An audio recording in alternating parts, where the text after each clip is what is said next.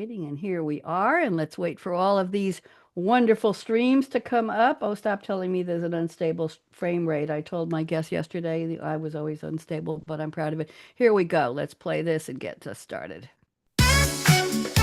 Welcome, Jan.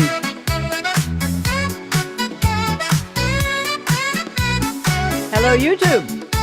Hello, LinkedIn. Hello, Facebook twice. Meta Business is working again. It was down yesterday. In case you're wondering, it's back up. That's Facebook.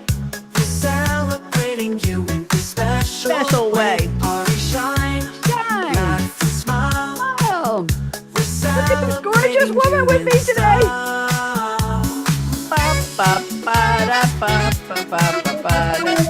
We're going to tell the Suno Orchestra to just take a break. Thank you to the orchestra. I raise my hand and Zoom just turns me to the other side. I'm Bonnie D, happy to bring back one of my new, very, very good friends. Her name is Jan B-U-R-L, Burl. Jan, before we get started, why don't you tell everybody just a little bit, a minute or two, who you are and what you do. Jan, go ahead.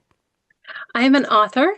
I am a coach for stroke, traumatic brain injury, and families. I have had a stroke and I'm surviving and thriving. And I am also a pet lover and a Bonnie fan. You're sweet. Tell everybody about Tippy. Who's Tippy? Tippy is my dog, and she is the star of my children's series. Tippy Goes to California is the second book, and Tippy Finds a Friend is the first. And it's about Tippy and a dragon. Very charming. I have to introduce you to my friend Mary, whose company, learning and development company, is called the Lavender Dragon. I need to introduce the two of you. There you go. Okay, I'm ready to get started. So here we go. The party is on. Pop the confetti, light the candles fast. Not near the computer. I told you, not you, Jan. I'm talking to everybody else. It's happy birthday to you, and we hope it's a blast. Bonnie D on her scarlet mic and beautiful Santa hat wearing co-host Jan B2, dishing celebration gold. Oh, it's rhinestones today, with a fun point of view. From icons on the screen to local stars who soar, social stars too. We'll share what they're known for and some of their pre-fame lore. That means their history. Wacky holidays you never knew till today, plus music milestones are headed your way. And I've got a new feature today. Jan's going to be surprised. We've got candles and sparklers in the other room, frosting on the cake. Yeah, it's holidays. We can have some cake. A delicious blend only Jan and I could bake. So buckle up, darlings. A fun show's in store. HB2U is lighting up December 4th. What is it really December 4th already? With glam, with bam, and more. So here we go. Jan, I have a special feature. I didn't put this in your notes, but I'm just going to read this to you. I have the #1 songs on the Billboard Hot 100 today, December 4th, every 10 years since 1955. So anybody's interested in music history, some of you, Jan, just say something if you know these songs. Well, weren't even born for some of these. 1955, Bill Haley and the Comets. His Comets, Rock Around the Clock. 1, 2, 3, 4. Da, da, da. Rock Around the Clock. Yes, I killed that one. 1965, The Byrds, with a Y, sang Turn, Turn, Turn. To Everything There Is a Season. What a beautiful song. That's a classic. 1975, Silver Connection sang Fly, Robin, Fly, da-da-da-da-da-da. Beautiful song. Also, 1985, We Are the World, one of those fundraising songs by USA for Africa. In 1995, Mariah Carey and Boys II Men, two is in Roman numerals, sang One Sweet Day. I remember One Fine Day by the Chiffons years before. In 2005, she's back. Mariah Carey for 14 weeks with We Belong Together, #1 song of the year, totally on every chart. In 2015, Hello by Adele. I cry when I hear that song. And 2025 this year, a song called Golden. I do not know it. By Hunter, HUNTR/X, EJE, Audrey Nuna, and Ray Ami. So those are our songs. Now we'll kick off our regular feature here. Let's go with music history. 1928. Louis Armstrong recorded Basin Street Blues, named for a street in New Orleans known for, it was a hub for jazz music. The song has been around for 2 years already, but Louis Armstrong's version, that's the standard everybody remembers. Jan, what are you jumping ahead? And you've got a treat for us. What's your next one? Yep, 1954, the Chordettes' harmony-driven song Bum bum bum bum bum bum bum bum bum bum bum bum bum, Mr. Sandman, bring me a dream, make him the cutest that I've ever seen. Bum, bum, It bum, went bum. to it went to number one for 7 weeks. It's one of the last big hits before the start of the rock era. I remember that. You weren't even born yet, were you, Jan? No, well, I do remember it. We'll leave that one alone. Must have been from my mother's womb. In 1956, 2 years later, at Sun Studio in Memphis, three stars jammed together and turned it into four. Let me tell you, Elvis Presley was there, Carl Perkins, Blue Suede Shoes was there, Jerry Lee Lewis banging on the piano. They were jamming together, and guess who walks in? Johnny Cash. And that completes what became known as the Million Dollar Quartet. 1956. Elvis, Carl Perkins, Jerry Lee Lewis, and Johnny Cash. So many genres in there, so much music in there. Isn't that a one? I'd love to hear. I wonder if I could even find anything from that day. What do you think? Maybe it's around? I'm sure you could. It's quite a cast of characters. Absolutely. You've got the next one. In 1965, when I was one, Belgian singer and actor Jacques Brel made his U.S. concert debut, performing at Carnegie Hall in New York City. He composed and performed theatrical songs and had a large devoted following first in Belgium and France and later worldwide. He was a master of the modern chanson. Chanson. Chanson. Chanson. Yes, I speak with my Sylvian French, so I can help you with that. Let's go to 1960. The same day. The Birds. Turn, turn, turn. That's we talked about that one. I had that in my list. Hit number one for 3 weeks. It was written by Pete Seeger, the folk singer, with lyrics from the Bible's Book of Ecclesiastes. I didn't know that. Very beautiful song. What have you got next? 1969. Imagine this.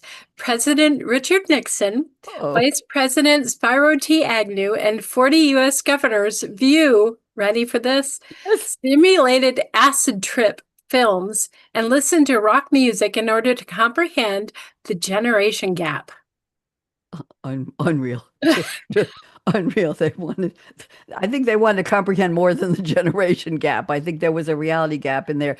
I'm going to move ahead. 1971, during a Frank Zappa concert, Switzerland's Montreux casino catches fire. Somebody fired a flare gun. How dare they?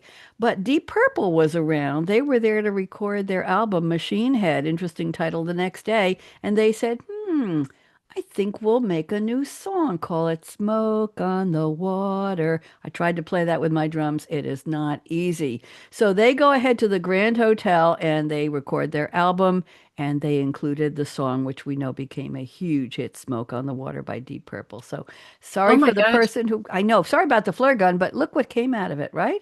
My kids loved that song on the Guitar Hero when it was big back in the early 2000s. Anyway, um, in 1971, Sly and the Family Stones Family Affair hits number one. Sly's brother and sister are in the band. Isn't that interesting? And they said the members of the rest of the members of the band were just like family to us. So that made it family, family. Okay, 1975, 4 years later, Kiss earned their first gold album with Alive, a live album featuring rock and roll all night. And they spelled night Nite. And that fits on my line here. So that works for me too. Okay. In 1971, Fleetwood Mac, I love Fleetwood Mac, fans at the Forum in Inglewood get a brassy surprise when the USC Trojan Marching Band is brought out to perform Tusk. The band appears on the recording, making 4 more appearances at Forum concerts with Fleetwood Mac over the next 7 days. How exciting. I had heard about that before. Apparently, they came out, that marching band, and they really did a job wonderful on Tusk, which is a huge hit for Fleetwood Mac. In 1987, moving ahead, Alison Krauss was only 16 when she had her debut album, Too Late to Cry. It's backed by her own band, Union Station. Can you imagine having your act together like that at 16? Seriously? Yeah. And Yeah. what a talent she is. You're next. In 1988, in Akron, Ohio, Roy Orbison plays his last concert. He was my mother-in-law's favorite singer. Oh. His final song was Running Scared. The legendary singer dies of heart failure 2 days later. R.I.P. Roy Orbison. Wow. Didn't he sing Pretty Woman?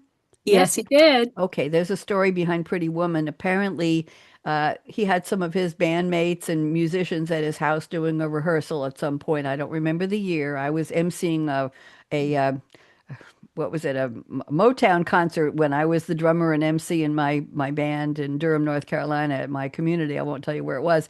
And I was doing rock and roll trivia in the breaks while the band was getting ready for the next song. So Roy Orbison was on my list. We did a Roy Orbison song, and it was Pretty Women. And the story goes that his wife was going shopping, and she said, I think, uh, can I have some cash or a credit card? And one of the musicians there at the house, Jan, said to his wife, to Roy Orbison's wife, a pretty woman doesn't need money when she goes shopping. And they turned it into a song, Oh Pretty Woman. And that's the real name of the song is Oh Pretty Woman. Da da da da da, pretty. Walking down the street. Yep. There you go. There you go. It was cute. Anyway, the next one is 1990. The Simpsons extended their pop culture dominance, like as if everybody didn't know them by then, with the album The Simpsons Sing the Blues. It was led by Michael Jackson's assisted single Do the Bartman, and the album sold 2 million copies and more in the US. I didn't know Michael Jackson was involved with The Simpsons. That's kind of cool. Yes, it was. And he Hmm. was a unique person, just like The Simpsons. So it works. There you go. And a pop culture phenomenon. That's right. Yeah. Yeah. Absolutely. In 2009, Hips Don't Lie singer Shakira guest stars on the Ugly Betty episode, The Bahamas Triangle, when she saves Betty's swimsuit photo shoot. Hips don't lie. That kind of stays with me there. People say, yeah, calories on your lips end up on your, we never mind. Anyway, 2014, ASCAP listed its top 30 holiday songs of the century. I don't know which century it was because 2014 was not exactly the start of a new century, but of the last century, Santa, you want to sing this for us, Jan? Santa Claus is coming to town. You have such a beautiful voice. I never thought of having a singer on the show. Here you are. Thank you very much. And you're going to close out this segment with what have you got? The same day, 2014. Yep, the day after, a fake MSNBC story reports Axl Rose's death. The very alive Guns N' Roses frontman tweets, if I'm dead, do I still have to pay my taxes? Oh, Axl Rose, thank you so much for that. Good. Let's move on to famous birthdays. We've got a whole bunch today. It's a very, very happy birthday day in Celebrityville. Jeff Bridges is 76. He starred as Jeff the Dude Lebowski, in the 1998 cult classic The Big Lebowski, and earned a Best Actor Academy Award for his portrayal of Otis Bad Blake in the 2009 film Crazy Heart. I didn't know he was in that. He also appeared in The Contender and Starman and Thunderbolt and Lightfoot and True Grit and Hell or High Water. Great names. And The Last Picture Show. He plays the villain opposite Robert Downey Jr. in the 2008 Marvel film Iron Man. Before fame, he's the son of the famous, shall we say, underwater star Lloyd Bridges, who had a show, an action adventure TV show called Sea Hunt. He toured with his father in stage productions. He also served in the U.S. Coast Guard Reserve, Jeff Bridges, and he made his TV debut on Sea Hunt. Oh my goodness. Do you remember Sea Hunt? I don't have the years here. Do you I remember? do. Yeah, Lloyd Yep. Bridges. He was some. There's another brother who's an actor also. You've got the next one, a really fun actress. Who?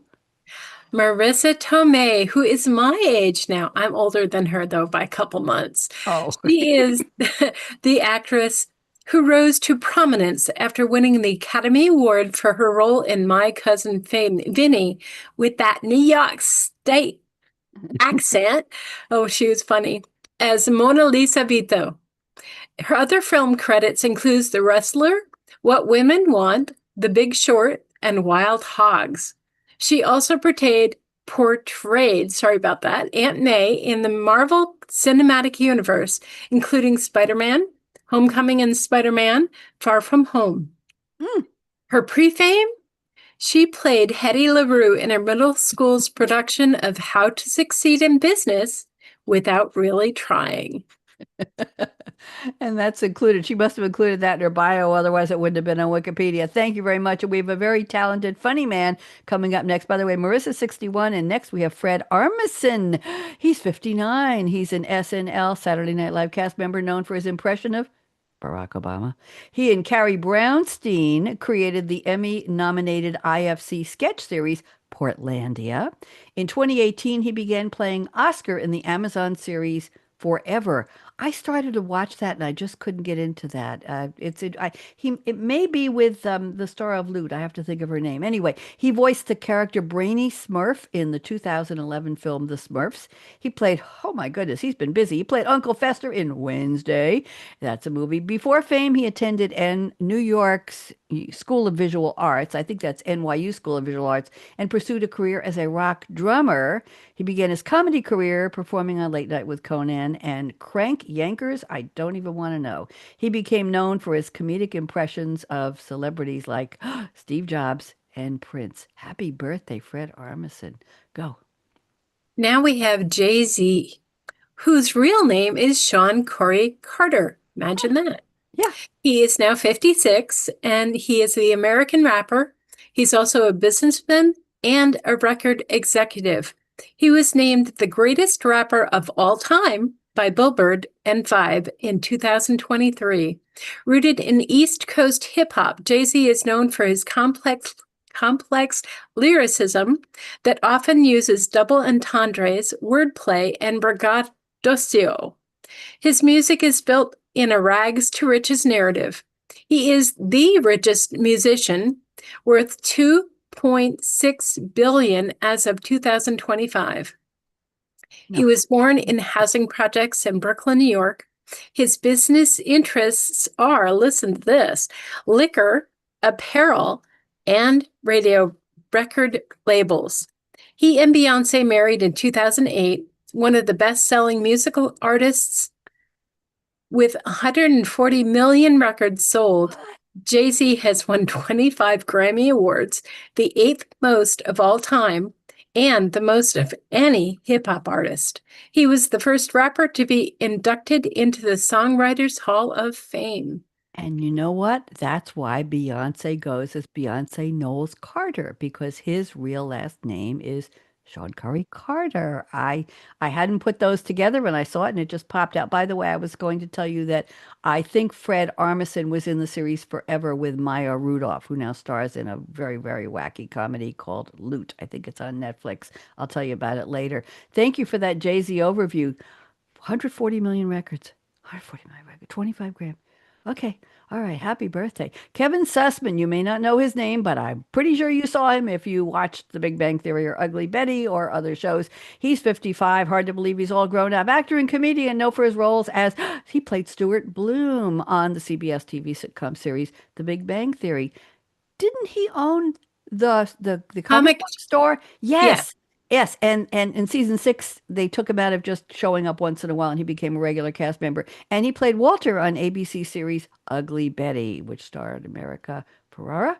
And he has a feature role in the TV miniseries The Dropout. He played cancer scam victim in the critically acclaimed Better Call Saul TV show. Before fame, he worked at a bookstore before he started acting, and he attended the College of Staten Island for a year. And then he said, I got other things to do with my life. Happy birthday, 55 years old, Kevin Sussman. And he still looks adorable. I saw his picture. It looks like his, his confirmation picture. Never mind. Okay, you've got the next one. You got a big one for us. Yes, an absolutely beautiful Tyra Banks. She's 52. As one of the world's most influential people, she created the television series America's Next Top Model and makeup line Tyra Beauty. She went on to host the Tyra Banks Show from 2005 to 2010. As an actress, she starred in Life Size and the sequel Life Size 2. She gained fame for appearing on the cover of the Sports Illustrated swimsuit issue twice and modeling as one of the original Victoria's Secret's angels. Happy birthday, Tyra. She is beautiful. Very interesting. What a career. And we have one more in the happy birthday who, before we get to the in memoriam, Jelly Roll is 41. He was born Jason D. Ford in Antioch, Tennessee. His mom gave him the nickname because he was chubby as a kid. He started out as a rapper. He took a downturn and got into some, shall we say, things he probably shouldn't have been taking.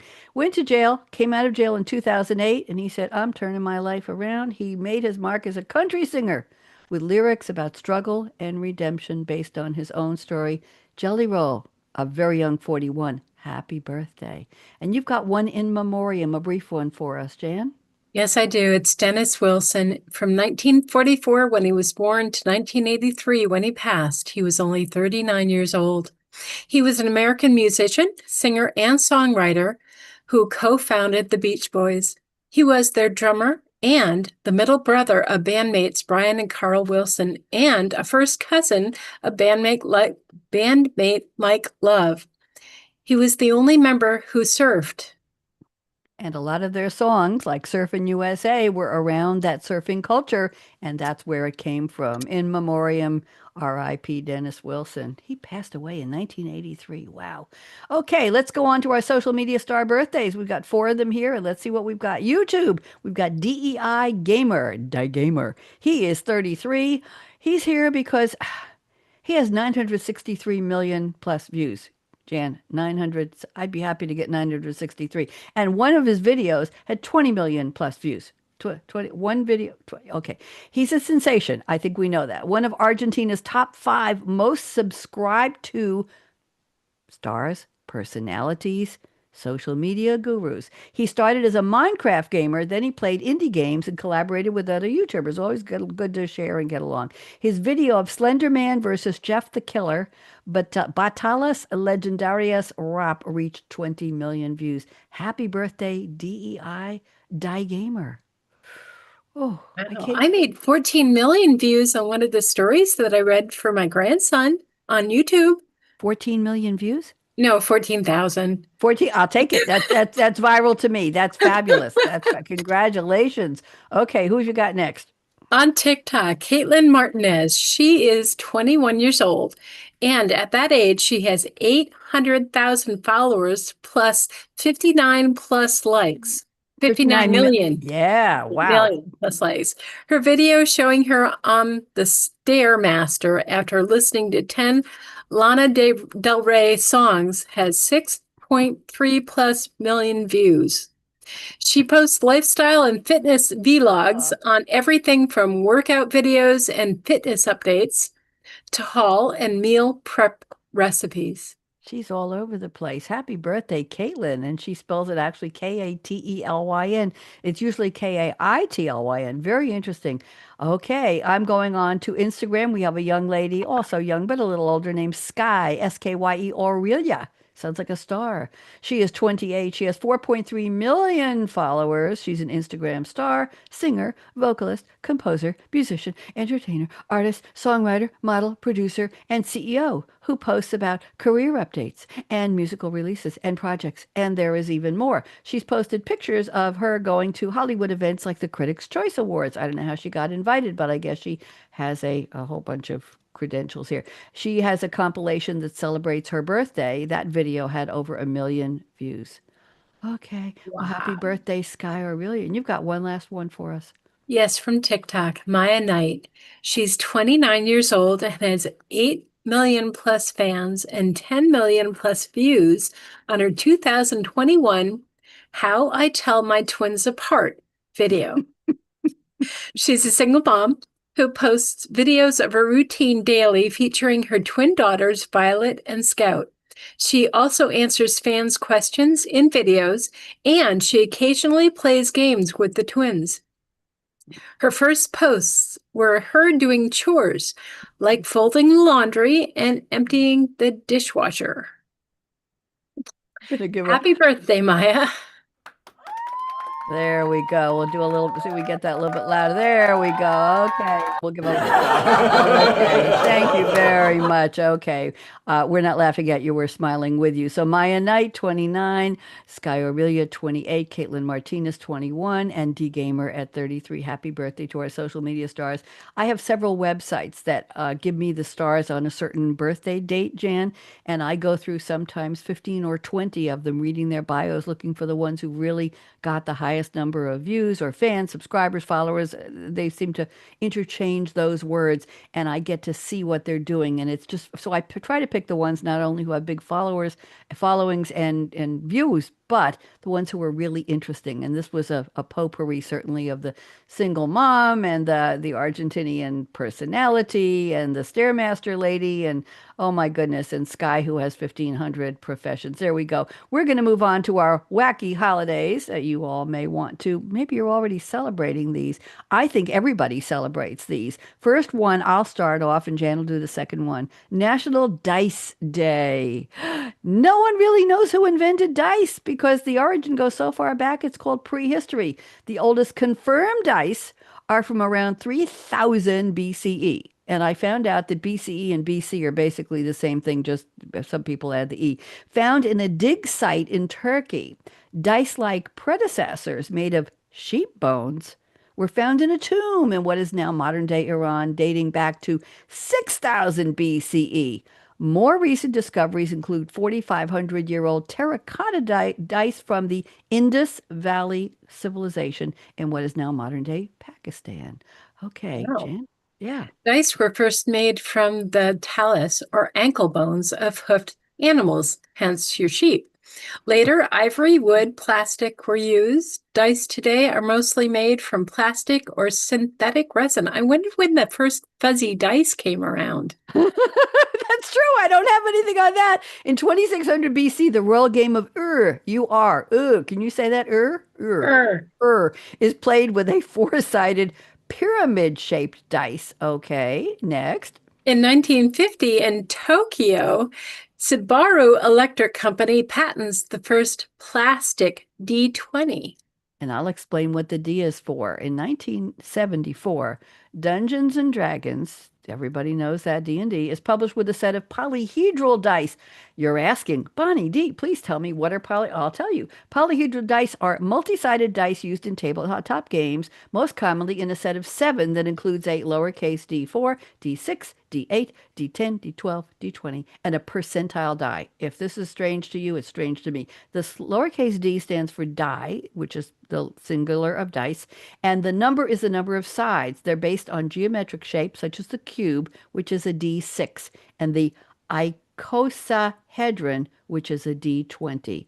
And that was what the Shibora Electric Company patented the first plastic D20 in 1950.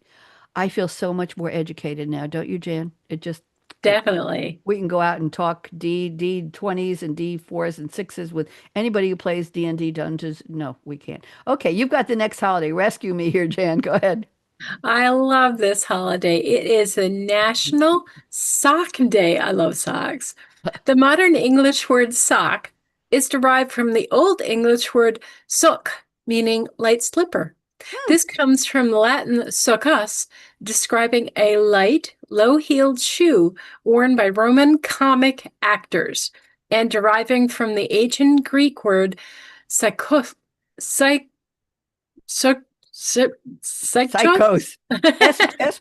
Sychos. Don't stress over it because nobody can pronounce that. Interesting. I'm thinking of the early days of comedy TV and Sakatumi, Sakatumi, Sakatumi. And that's what a lot of these words sound like. SOCC, SOCCUS. Sychos. You did a great job with that, Jan. I'm going to give us a little more information there. A sock, in case you're wondering. And I do have beautiful fuzzy red and white striped socks on, long ones, because it's 30 degrees here and the house is not that warm. A sock is a piece of clothing worn on the feet, often covering the ankle and part of the calf. Well, it depends on if you have knee socks or partial socks. Some types of boots or shoes are typically worn over socks. Okay, you have to be able to fit them in. In ancient times, socks were made from leather or matted animal hair.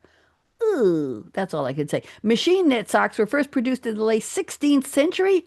That sounds like a long time ago, doesn't it, Jan? You go. It does. And did you know that on really, really cold days, like today when it's snowing out, we sometimes would put socks on the ears of the cows so they wouldn't freeze? Yeah, it looked funny. It was kind of unusual, but Did you have special color socks or pattern socks for certain of the cows? usually red and white striped. I'm looking at my feet. Let's not go there. You've got the next one. Tell me more. Okay. One of the roles of socks is absorbing perspiration. The foot is among the heaviest producers of sweat in your whole body. Did you It know can that? produce, yeah, I know. Hmm. Thinking you might be swimming in your shoes sometime. It can produce over a quarter of a US pint or zero point 0.12 liters of perspiration each day. What? That's a lot. I can with pints. That's a lot. That's why you don't take off your shoes in public, right? Yes. Socks help to absorb and draw it to areas where air can evaporate it. They also protect shoes from perspiration, which extends their life. Some shoes. 2016 National Sock Day was created by the clothing company Pair of Thieves and National Day Calendar. They went. Pair of Thieves went to the calendar and said, "Hey, we want to start a sock day," and they said, "Sure," because we need more holidays to recognize the historical development, not hysterical, of socks and the modern day phenomenon of the sock that stays with its partner. We all know what clothing dryers next to washing machines do. They swallow up or they have a little back exit like a magician on stage, and one sock always just leaves and the other one is all alone. So they're celebrating socks that stay together. Let's stay together. I'm thinking of the song. People celebrate by wearing their favorite pairs. I'm wearing my favorite pair. Or donating socks. No, I'm not donating yet. National No Sock Day is May 8th. I think there are too many people who think it's classy to wear loafers with no socks. I'm not a fan. And National Lost Sock Day, shame, shame, is May 9th. So today is National Sock Day. If you have a pair of socks, wear them, flaunt them, hold them, fly them, whatever it is. Jan, you've got it taking us back into history. What happened? Well, first, I have a pair of socks on right now with corgis on them. Oh, okay, very cute. There you go.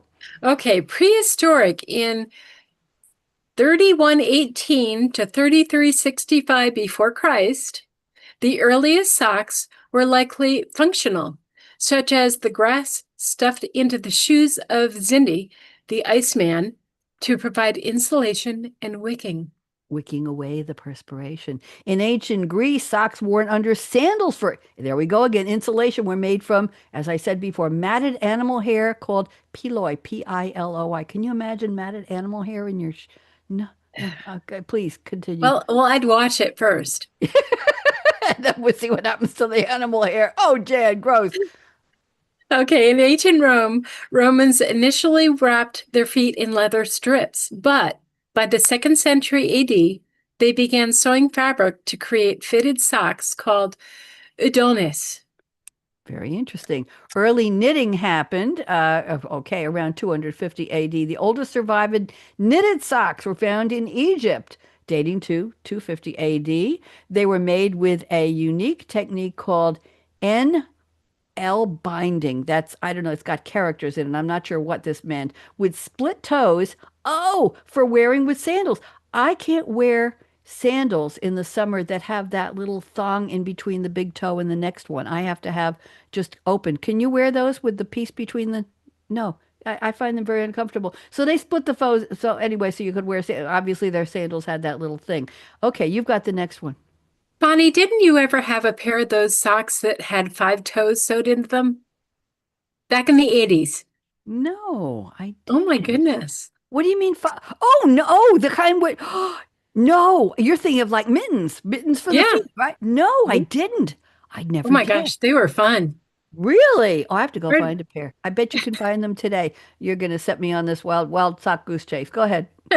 In the Middle Ages and Renaissance in Europe, knit stockings were for the wealthy and a symbol of nobility. Excuse me, I'm wearing socks. You must be noble then. I've been called worse. The manufacturing was a closely guarded secret. We should say, we have to say it very quietly then, Jen. Okay, be quiet with Okay. Puttees were a foot covering with strips of fabric wrapped from the toes to the knee, worn by religious figures starting around the 5th century. We'll keep it a secret. And industrialization in the modern era happened in the 1500s. Late that century, Englishman William Lee invented the knitting loom. Oh, William, how brilliant. Making production of knit fabrics easier, but socks didn't become widespread until the Industrial Revolution. Jan. In 19th century mass production, and this is a big one for me because I have one of these things. It helps me knit because I don't have the one arm that works anymore. Circular knitting machines further mechanized sock production, with mass production making them cheaper and more accessible to the general public. I have 3 different sizes of the circular knitting machine, so I can do socks and hats and different things like that. How lovely, how lovely. And in 1938, nylon was invented, introducing new qualities like strength and elasticity. Yeah, nylons. Remember the little socks? Did you ever have the socks with a little ruffle, the little anklet socks? You buy those? Yeah. Oh, yeah. They were cute, and a lot of them were made with nylon, weren't they? They weren't cotton at all. Yes, I don't know how about wicking with nylon They socks, but don't. and you're going to wrap this up, and then we're going to call it off, call it done. So go ahead, Jan. All right, we're up to this 20th century, not the 21st, but the 20th. Different styles like ankle socks became popular, especially Mhm. with the rise of sports, and socks evolved from a practical item into a fashion statement. Jan, it's been lovely. Let's dance our way out. If anybody out there is December 4th birthday, happy from us. Jan, you're a blast. Thank you so much for doing this. Will you come back one time before New Year's to do it again? Happy birthday. I'll send you dates. It's your day. Your day. We're celebrating you in this special By way. LinkedIn. Are we shine? LinkedIn, we're allowed to have fun once in a while. Come on. You're all so serious. We can smile and laugh. We're still very serious business women.